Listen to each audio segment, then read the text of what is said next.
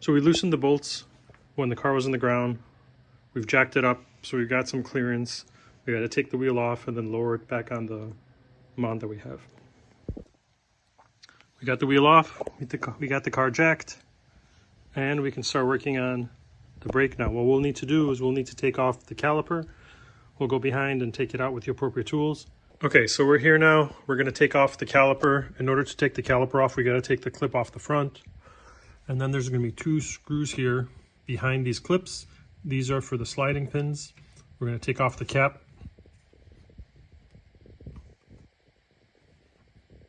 You can use a screwdriver or your hand and you can just pop it off. There's 2 of them. One on top and one on the bottom half. And then we're going to come in with an Allen wrench or the appropriate socket, and you're going to unscrew it. The bottom one's a little bit interesting because you have this control arm here that's in the way, so you have to be able to get a little bit behind it. Through here, the space, there's enough space to get in there, and then you can unscrew it and pull it out. But let's get this popped off now. What I have found to work, and I'm doing this with one hand, is to try to get in here with a screwdriver and get the clip on top right in this area unhooked. Once you do that, then the rest of it comes off pretty easily and it'll just pop out. You have it. That's there to put pressure on the brake pad when it's on the caliper, but you don't need it for now. Okay, in terms of getting this out, you'll need a T45. I've loosened mine already. You'll just unscrew it until the sliding pin comes all the way out. You can see it right in there.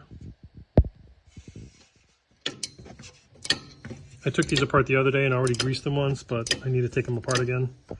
Now it's pretty loose, so I'll just finger tighten it or finger untighten it, and then we'll do the same on the bottom, and I'll show you what it looks like when you get to the bottom pin. For the bottom one, as you can see, I got my extension running right from there on the inside of the control arm, and just reach underneath and I unbolt it, so it's fairly easy to do.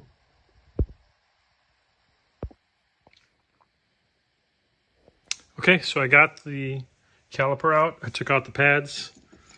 They're pretty rusted all around, so we're gonna have to grease all that up. Caliper's dirty, so we're gonna clean it up. And then the piston looks okay. We're gonna try compressing it. Grease it up a little bit, but yeah, overall looks okay. Just a lot of dirt and needs to get scrubbed down.